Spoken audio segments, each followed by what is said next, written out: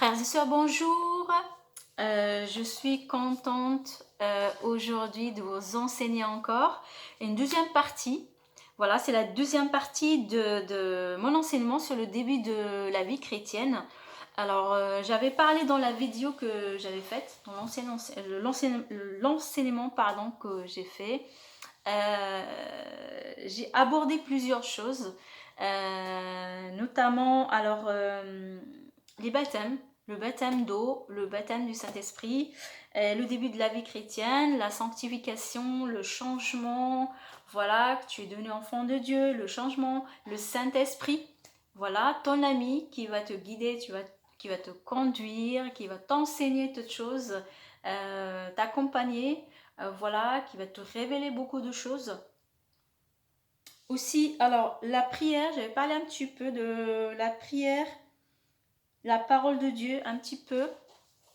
Alors, aujourd'hui, donc, je vais continuer tout simplement à te donner les conseils pour que tu puisses vraiment avoir une belle vie chrétienne et que tu puisses vraiment avoir pas mal de choses pour que tu puisses bien démarrer, voilà, ta vie avec le Seigneur Jésus.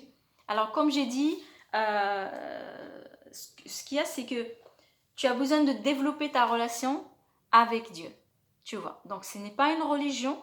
Donc, peut-être qu'avant, tu étais dans une religion et que la religion t'a enseigné que tu fais ça et ça et ça et puis tu as rempli ton quota et voilà, maintenant, c'est bon. C'était en règle avec Dieu. Avec le Seigneur, tu as compris que le salut, c'est au travers de Jésus-Christ, au travers de l'œuvre qu'il a faite, lui. Donc, l'effort qu'il a fait, lui, à la croix. Et non pas tes bonnes œuvres, d'avoir fait des bonnes œuvres qui te donnent le ciel, mais c'est le Seigneur Jésus-Christ qui te donne le ciel parce que lui, il a été à la croix à ta place, il a payé pour tes péchés, et il a pris tes péchés à la croix et il t'a donné sa justice et le pardon de Dieu. Tu as reçu le pardon de Dieu. Donc aujourd'hui, tu es un citoyen des cieux, c'est ce que dit la parole de Dieu sur toi. Tu es un enfant de Dieu, tu es un citoyen des cieux. Donc, tu as une nouvelle identité. Voilà, et l'identité du royaume. C'est comme par exemple, je te donne un exemple, si par exemple peut-être que tu es tu viens d'un pays étranger, tu es arrivé en France ou tu es allé dans un autre pays, mais en tout cas, quand tu es dans ce pays-là, plusieurs années, à un moment donné, tu as demandé la nationalité, on te l'a donnée. On te l'a donné, on t'a donné la pièce d'identité. Si c'est en France, voilà la pièce d'identité française. Donc cette pièce d'identité te donne quoi? Te donne des droits et des devoirs. Te donne une nouvelle identité. Donc tu sais que maintenant tu es français, ça te donne l'accès à certaines choses. Donc il y a des droits, il y a aussi des devoirs. Donc tu vas connaître la France, tu vas connaître les institutions en France, des choses pas mal en France. D'accord? Donc c'est la même chose en fait avec le Seigneur Jésus-Christ. Tu es arrivé, tu es enfant de Dieu, tu es un enfant du royaume. C'est-à-dire même si tu vois que physiquement tu es là, mais en fait la Bible dit que le Seigneur nous a fait asseoir avec lui dans les lieux célestes. On est assis ensemble avec le Seigneur Jésus-Christ dans les lieux célestes, dans les lieux très hauts, tu vois. Donc il nous a mis dans un rang élevé avec lui. Même si là, on est physiquement là, mais lui, il nous a mis avec lui. Donc en fait, tu as une nouvelle identité, qui est l'identité du ciel. Et donc, tu as besoin de connaître cette identité-là. Donc, je pense que je vais faire un enseignement sur la nouvelle identité en Jésus-Christ. Parce que si tu as toujours le système de pensée d'avant, de la personne que tu étais avant, donc en fait, tu ne vas pas pouvoir beaucoup avancer avec Dieu parce que tes pensées sont toujours en arrière avec ce que tu as connu, avec ce que tu as vu avant, ce que tu croyais avant. D'accord? Donc maintenant que tu es un citoyen des cieux, tu es un enfant de Dieu, il y a une nouvelle identité, donc tu dois connaître quelle est cette identité en détail. Tu sais que tu es enfant de Dieu, citoyen des cieux, tu dois savoir qu'est-ce que Dieu dit sur toi. Tu dois savoir aussi qu'est-ce que Dieu te dit, tu vois. Et voilà, parce que tu es maintenant son fils, tu es sa fille. D'accord? Et tu vas voir la pensée de ton père, les manières de ton père, la vie de ton père. Lui, il est dans l'amour. La Bible dit que Dieu est amour. Toi aussi, tu deviens amour. Il a déversé son amour dans ton cœur par le Saint-Esprit. Donc toi, petit à petit, tu découvres les choses, tu apprends qui tu es maintenant, cette nouvelle identité que tu as. Et pour cela, tu as besoin de la parole, de la Bible et du Saint-Esprit. Alors la parole sans le Saint-Esprit, ça devient du texte, d'accord? Parce que le Seigneur dit que sa parole, elle est esprit et vie. Elle est esprit et vie. Il y a la vie dans la parole de Dieu. Quand tu vas lire la parole de Dieu, tu vas voir la vie dedans. Pourquoi? C'est parce que il y a le Seigneur dedans. Il y a le Saint-Esprit qui donne la vie à sa parole, tu vois. Donc tu as besoin, quand tu vas lire la parole, tu vas la voir autrement. Peut-être qu'avant, tu lisais la parole, mais tu n'avais pas donné ta vie à Jésus, et tu lisais, mais que tu ne comprenais pas bien la parole. Il faut savoir que quand tu donnes ta vie à Jésus, tes yeux s'ouvrent vraiment, le voile qui te séparait de Dieu, il est ôté, et que maintenant, parce que tu as donné ta vie à Jésus-Christ, tu as ce voile-là qui est parti, qui t'empêchait de voir vraiment. Et là, tu as vraiment les yeux du Saint-Esprit, les yeux de Dieu, et tu vois la parole de Dieu, et tu vas la comprendre, parce que l'Esprit lui-même, le Saint-Esprit qui va t'enseigner sa parole, quand tu vas lire, tu vas voir des révélations, des choses vraiment que tu vas les voir, tu vas les comprendre, parce que Dieu t'enseigne systématiquement. C'est la différence entre quelqu'un qui n'a pas Jésus, qui va prendre la Bible. Sans Jésus, il ne pourra pas vraiment bien accéder à la vérité. Tu vois, parce que tous ceux qui n'ont pas le Seigneur Jésus-Christ, il y a un voile qui est sur eux, d'accord? Et dès qu'ils croient au Seigneur, ce voile, il tombe, et là, ils commencent à accéder vraiment à la vérité, tu vois.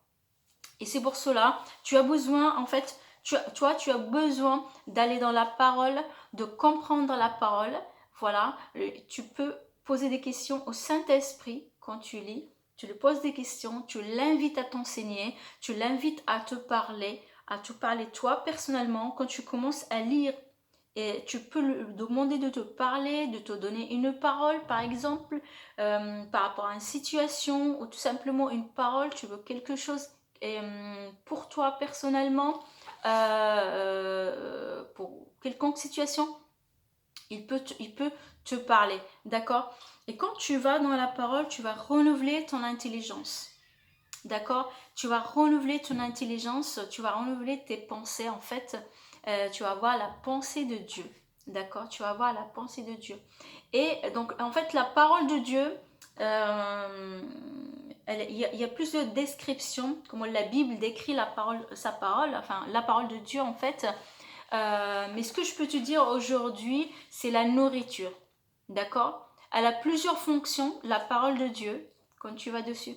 Mais ce que je veux te dire aujourd'hui, parmi les fonctions qu'elle a, c'est que c'est une nourriture.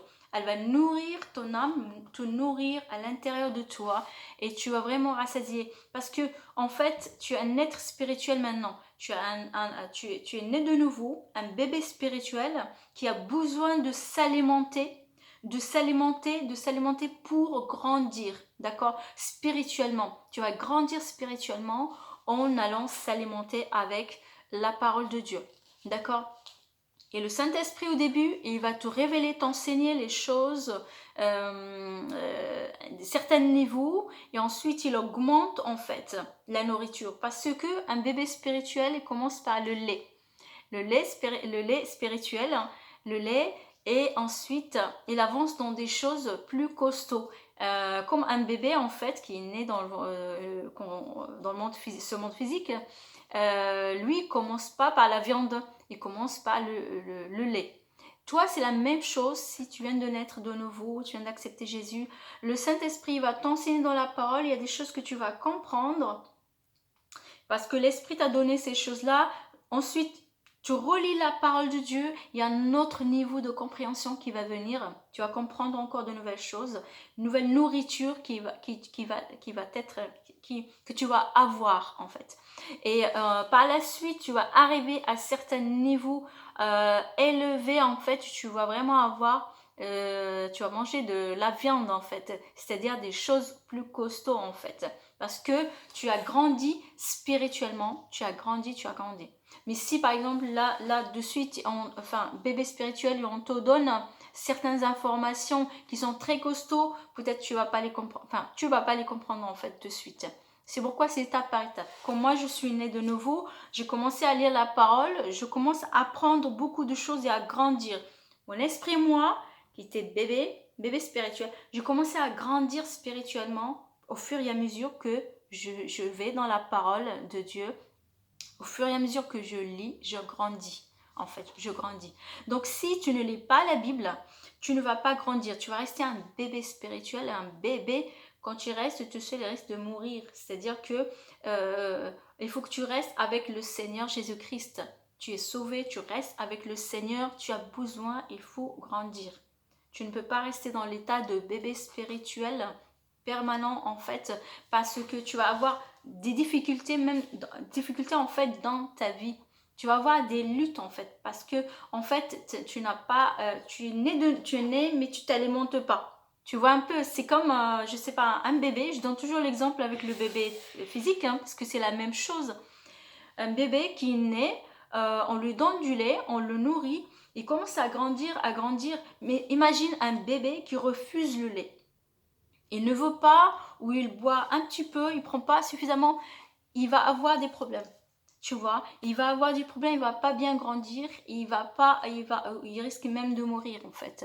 Tu vois, donc toi, en fait, tu es avec le Seigneur il t'aime et son amour il est en toi, il est déversé en toi. Et aujourd'hui il t'a fait naître de nouveau un citoyen du royaume, tu es son fils, sa fille bien-aimée, et il veut que tu grandisses, que tu le connaisses davantage, tu l'aimes, et il veut que tu le connaisses davantage et que tu marches avec lui. Tu vois, et lui il te fera grandir. Et donc tu vois, ce que tu as besoin c'est ouvrir ta Bible, tu commences et lui il va t'enseigner, il va te montrer, et toi tu vas trouver ça bon, parce qu'en fait maintenant que tu es un être spirituel, c'est la nourriture qu'il te faut, donc tu vas trouver ça bon et tu vas vraiment avancer. Il y a la deuxième chose aussi, c'est, j'ai parlé de la prière un peu. La prière, c'est comme, moi je peux la schématiser avec l'eau, ou boire de l'eau, ou avec l'oxygène. Tu vois, c'est vraiment, c'est ta communion avec Dieu. Tu vois, donc tu communiques avec le Seigneur, tu communiques avec lui, et en fait, tu es abreuvé. Par exemple, quand tu pries en langue, ton être à l'intérieur de toi grandit, tu vois, tu es fortifié, tu grandis, les choses à l'intérieur de toi que Dieu a déposées, ils jaillissent de toi, tu vois. Tu as les fleuves, les fleuves de vie jaillissent de toi, comme dit la Bible. Et ça, c'est quand tu as prié, tu pries. Et aussi, quand tu as prié, tu reçois aussi le Seigneur, en fait, pendant la prière, il peut te parler, même après la prière. Et en fait, voilà, tu te nourris, tu vois. Tu développes cette relation avec Dieu. Il t'a donné des choses pour te nourrir, pour grandir spirituellement, tu vois, et avancer dans ta vie avec lui. Et ça, c'est étape par étape, étape par étape. Et à un moment donné, c'est-à-dire toi-même, tu vas sentir, tu as soif, j'ai soif, tu vois. Donc, moi, à un moment donné, la parole, la Bible, je lis, à un moment donné, j'avais soif, je lisais. Parce qu'il y a cette soif en toi pour grandir, pour connaître Dieu. Et la prière, c'est la même chose. Voilà, tu vas prier. Si tu ne parles pas à Dieu une semaine, tu vas le sentir. Tu verras la différence. Hein, que tu vas sentir que là c'est pas... Non, c'est pas bon. Et tu as besoin vraiment de vivre...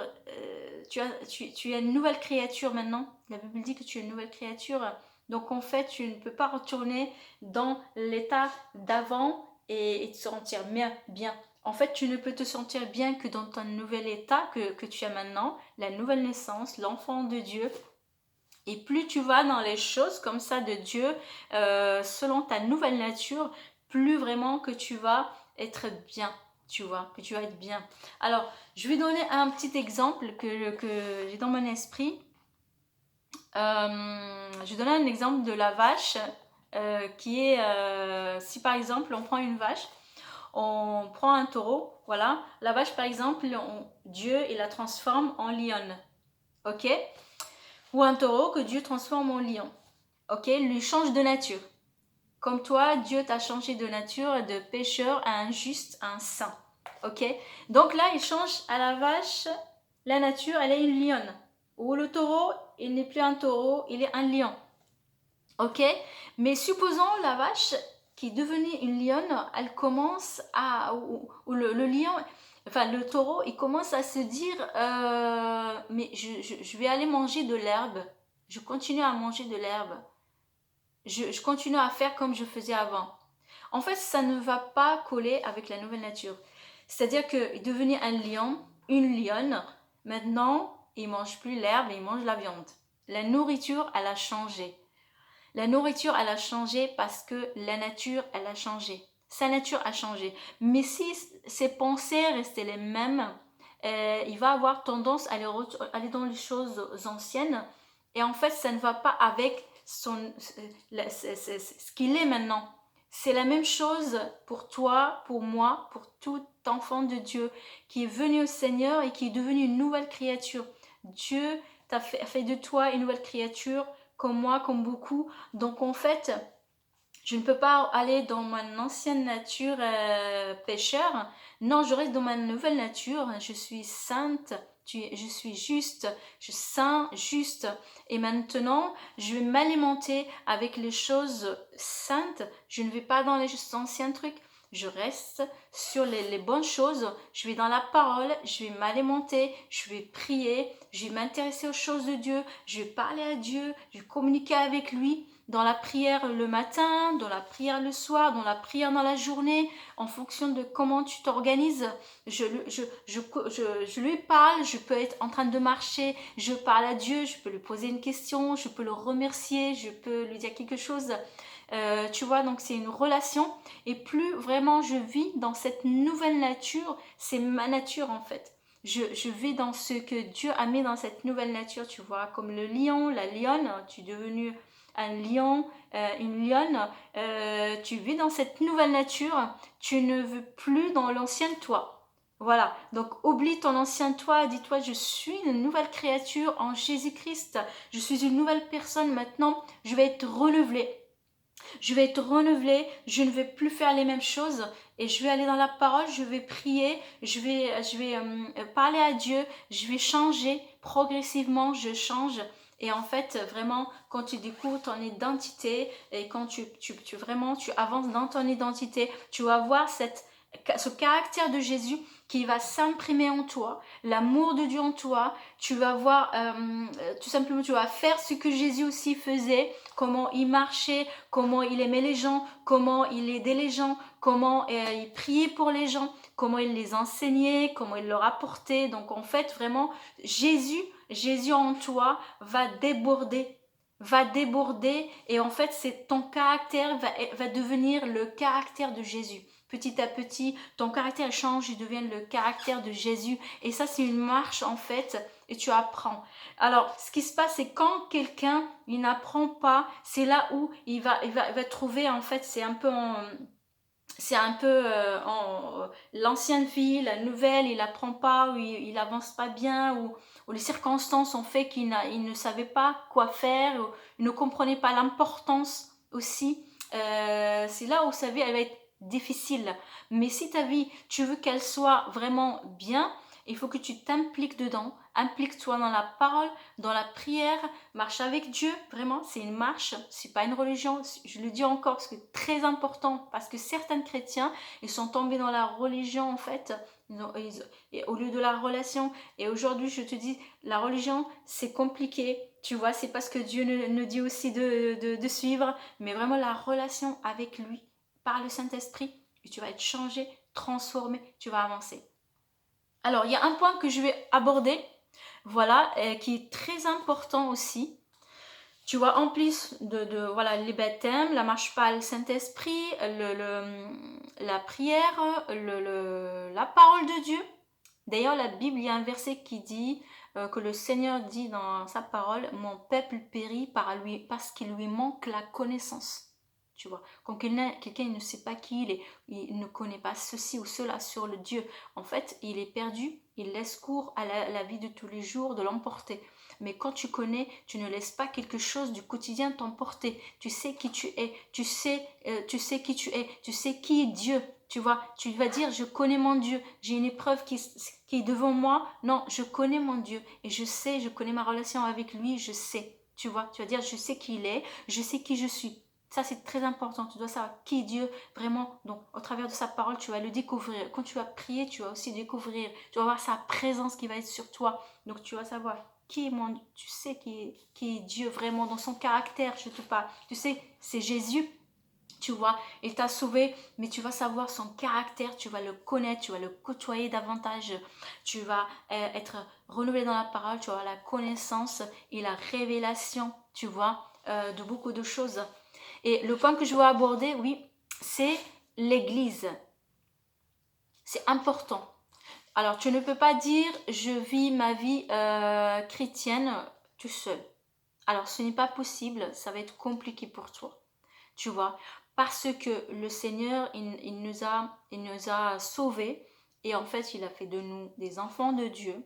C'est-à-dire que Dieu est devenu notre Père et notre Père, en fait, il a des enfants, nous tous des enfants de Dieu. Tu es enfant de Dieu, je suis enfant de Dieu, tu es mon frère, tu es ma sœur, je suis ta sœur.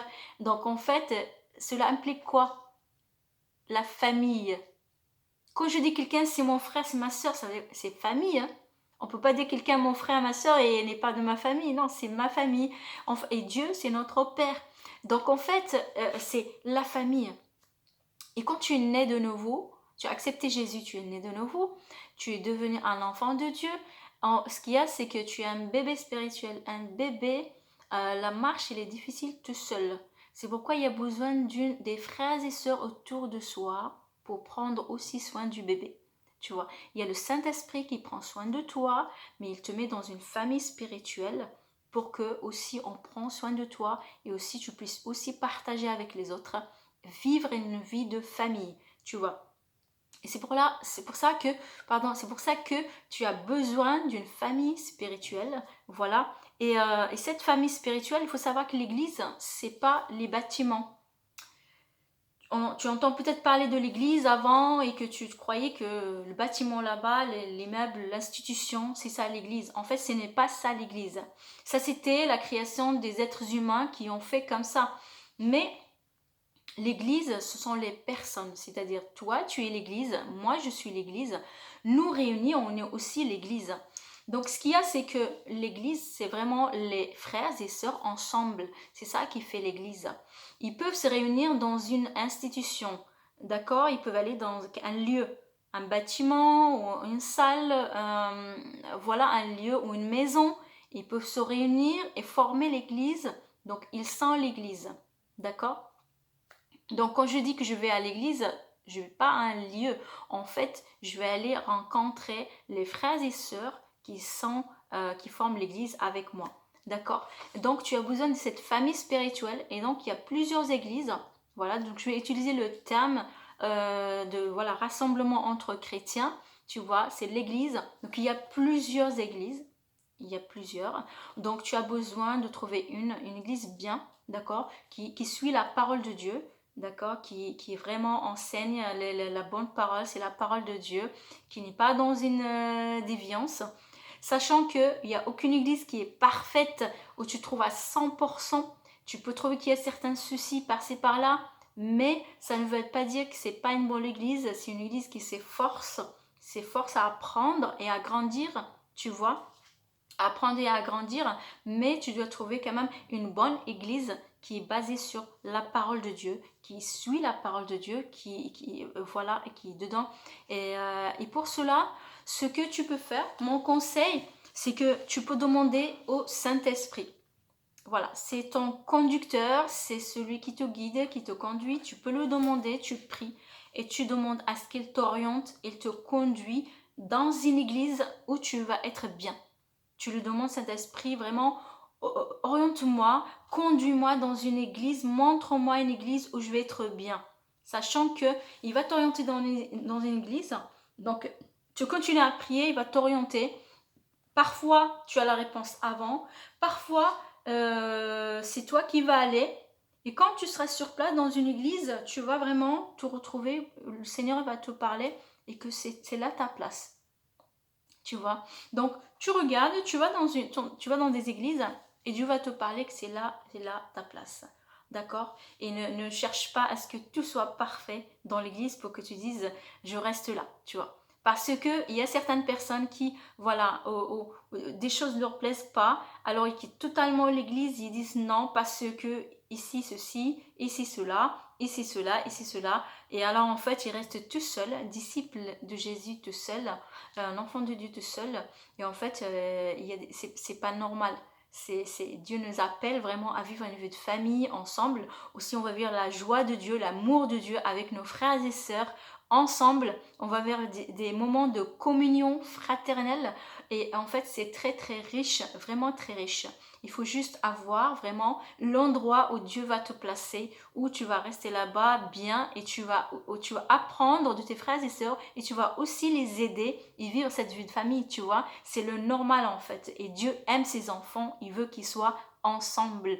Il veut pas qu'ils soient divisés, il veut pas que chacun reste seul, mais qu'on soit unis, qu'on soit réunis. Par exemple, moi, le Seigneur, il m'a orienté vers une église. Je ne vais pas dire qu'elle est parfaite, tout à 100% bon, comme que voilà, tu vois, mais c'est une église que j'aime bien. Et moi, j'ai compris en fait que s'il y a quelque chose que je vois, que je constate, par exemple, supposons il y a quelque chose qui ne va pas, que je peux remarquer, ou que toi tu es dans une église, tu le remarques, toi, tu peux te placer en intercesseur, tu peux prier chez toi, tu vois, tu pries le Seigneur pour qu'il change telle et telle chose dans l'église qui ne vont pas, qui doivent être changées. Donc en fait, c'est le chant, tu vas être un acteur, tu vois. Tu vas pas aller dans une église pour recevoir seulement et dire je reçois ce qui est bon et puis c'est tout. Non, c'est une famille, donc tu vas être un acteur, tu vas produire également, tu vas contribuer, tu vas aider tes frères et sœurs, vous allez vivre, c'est une relation ensemble. C'est comme ta relation avec Dieu. Dieu est un être relationnel. Tu vas vivre une relation avec le Seigneur, tu vois. Donc également, tu vas vivre une relation avec tes frères et sœurs dans la foi, tu vois. Donc tu vas voir ta pensée orientée là-dedans. Et si tu vas, voilà, et tu peux prier en fait, c'est ça en fait, la clé que je peux te donner, c'est tu vas prier, tu vas aussi comprendre tes frères et sœurs, tu vois, tu vas les comprendre, tu pries pour eux, et le Seigneur va intervenir pour changer un tel frère, une telle sœur, ainsi de suite. Moi, par exemple, là, aujourd'hui, tel que je suis aujourd'hui, c'est pas comme tel que j'étais il y a 2 ans, il y a 3 ans, il y a 4 ans. Tu vois, j'ai changé. J'ai changé, le Seigneur a travaillé sur moi, il a changé mon caractère, il a changé mon comportement, il a fait beaucoup de choses. Donc il a travaillé sur moi, il continue encore à travailler, tu vois, pour que le caractère de Jésus soit imprimé en moi. Et en fait, toi, c'est la même chose. Donc ne tombe pas dans le piège de dire non, là ça me plaît pas, là non, ainsi de suite, et tu vas être juste fatigué. Comprends que tes frères et sœurs sont comme toi, tout le monde est en phase de changement, tu es en train de changer, tu as un certain niveau, quelqu'un est à un autre niveau de changement, et en fait toi, place-toi dans l'amour, tout simplement. Je t'invite à lire 1 Corinthiens 13. Oui, je pense que c'est 1 Corinthiens 13. C'est le chapitre en tout cas qui parle de l'amour de Dieu. Il parle beaucoup de l'amour. Donc tu regardes dans le livre, je crois vraiment que c'est 1 Corinthiens 13 et pas 2 Corinthiens 13. Non, c'est 1 Corinthiens 13. En tout cas, tu le lis, tu vas regarder. Je me souviens pas bien de la référence, mais tu vas regarder dans la parole, dans la Bible, et tu vas trouver qu'il parle de l'amour. Et ce que vraiment je peux te conseiller, c'est vraiment garde une base qui est la base de l'amour. Jésus est venu sur cette terre se sacrifier pour nous, se donner pour nous par amour, tu vois. Donc toi, dès le début de ta vie chrétienne, et même si tu es un chrétien là qui m'écoute et que ça fait des années que tu es avec le Seigneur, peut-être que tu n'as pas eu une marche d'amour dès le début et que tu as oublié l'essentiel. Aujourd'hui, je te ramène à l'essentiel. L'essentiel, la base c'est l'amour Donc place-toi toujours dans l'amour vis-à-vis de tes frères et sœurs, vis-à-vis de tout le monde, vis-à-vis de toi-même, vis-à-vis de tous en fait. C'est-à-dire que tes frères et sœurs, ils ne sont pas différents de toi. En fait, tout le monde a fait des erreurs, tout le monde a fait des choses, mais toi, tu le comprends parce que tu as reçu l'amour de Dieu, tu as reçu le pardon de Dieu. Et en fait, c'est cet amour et ce pardon que tu vas aussi déverser envers tes frères et tes sœurs, que tu vas les voir, le regard va changer. Tu les vois avec les yeux de Jésus, avec les yeux de l'amour, au lieu de juger quelqu'un, le critiquer, le condamner, l'humilier, ainsi de suite. Tu vas tout simplement l'aimer, tu vas le pardonner et tu vas prier pour lui, pour sa transformation, pour qu'il soit changé, pour que le caractère change, le comportement, si tu vois quelque chose. Et en fait, ce que je peux te dire, c'est, ce qui me vient à l'esprit là, c'est comment tu vas y arriver. Parce que certaines personnes, par exemple, qui disent, mais moi, je n'y arrive pas. En fait, c'est ta relation avec Dieu, le fruit de ta relation avec Dieu, c'est ça qui va être véhiculé vers les autres. Si toi, tu passes 5 minutes à prier, ce n'est pas assez, tu vois. Si, tu vois, si tu passes pas suffisamment dans la parole de Dieu, suffisamment de temps dans la parole de Dieu et aussi dans la prière, la communion avec Dieu de cœur à cœur, en fait, tu vas être en manque en fait, tu ne vas pas pouvoir être suffisamment transformé pour véhiculer l'amour vers les autres, tu vois.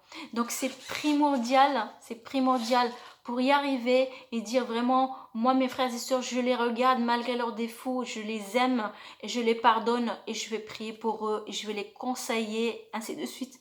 Donc tu vas tout simplement développer ça avec la relation que tu as avec le Seigneur, tu vois. Donc je pense que je vais faire des vidéos pour ça aussi, pour la relation, comment développer la relation avec le Seigneur. Je vais regarder comment. Mais vraiment, passe des temps de qualité avec Dieu, temps de qualité en fait, et que tu vas comprendre de plus en plus l'amour de Dieu, l'amour de Jésus. Plus tu le comprends, plus tu vas le déverser vers les autres, plus tu comprends aussi son pardon envers toi, plus aussi tu vas pardonner facilement les autres et tu vas les regarder autrement, tu vois. Donc, tu sais, Jésus-Christ est lumière, Dieu est lumière, tu vois, il n'y a pas de péché en lui, c'est l'amour parfait. Et quand tu côtoies quelqu'un comme ça, tu vois, tu te frottes à lui, plus tu es avec lui, plus tu te frottes à lui, il te contamine. Tout ce qui a changé en toi, ça va changer, ça va être brisé, ça va tomber. Parce que plus tu le côtoies, plus tu deviens comme lui.